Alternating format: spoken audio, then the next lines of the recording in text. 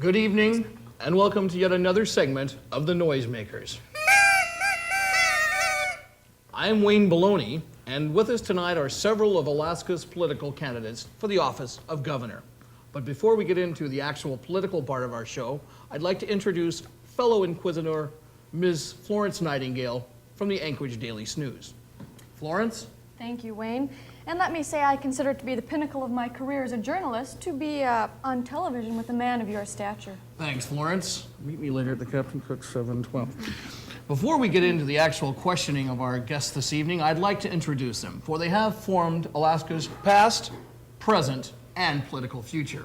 To my immediate left is none other than Mr. Bob Richards. I'm glad to be here. Thank you, Bob. To Bob's left is Arliss Sturgelinski. Thank you, Arliss. Let's just call her a cab. To Arliss's left is none other than Mr. Dick Randolph.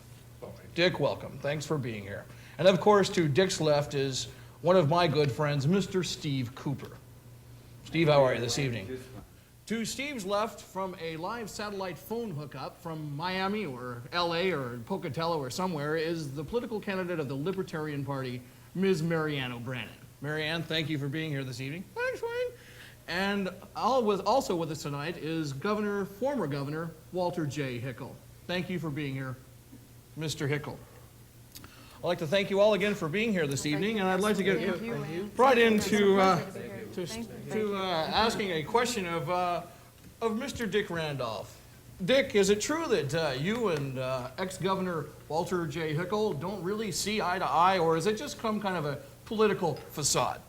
Look, Wayne, Wally and I have known each other for years, and I think it's fair to say that we have about as much respect and trust for each other as Richard Nixon and the American people. Dick, do you get invited to many of the parties that are over at the Hickel homestead? Obviously not. I'm not upset at that. Let's just say that they're not my kind of partiers. But let me add this. I have pages and pages of documented proof that Wally hasn't even attended some of the forums held at his own home. Arliss, what do you find particularly interesting about the parties at the Hickel compound this political season? Mr. Baloney, let me just say I'll only repeat what I've heard. And I believe there are some pretty wild goings on there on Lusac Drive on Saturday night. But let me say, let's just call it questionable. Can you comment on that, Mr. Hickel? The pipeline will create thousands of new jobs. Right, right. What about you, Mr. Cooper? Do you think this issue of parties up at Wally's residence is of interest to the voters in this state? Well, now, I hate to sound like I'm just whistling Dixie on this here subject, but you know, there's more than meets the eye here, partner. We certainly don't mean to ignore you, Mr. Richard. After all, you are a viable candidate. What do you have to say in 25 words or less? Your sarcasm is typical of the treatment I've gotten from the biased media throughout my campaign. I am a viable candidate, the only one who has a plan to create 24,000 new jobs before the year is out. Well, thank you, Mr. Richard. Through the private sector, thank you, through the Bob. economics of supply and demand. That's 25 words. We obviously know that the party issue is the forerunning thought in the voters' minds this election. But until then, I have other questions, and I'd like to get right back to Florence, baby. Florence, what do you have to ask next?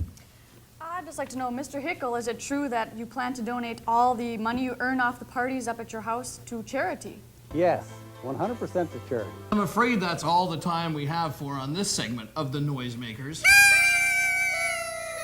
I'm Wayne Baloney. We'll be back shortly after a few commercial messages and words from other important issues.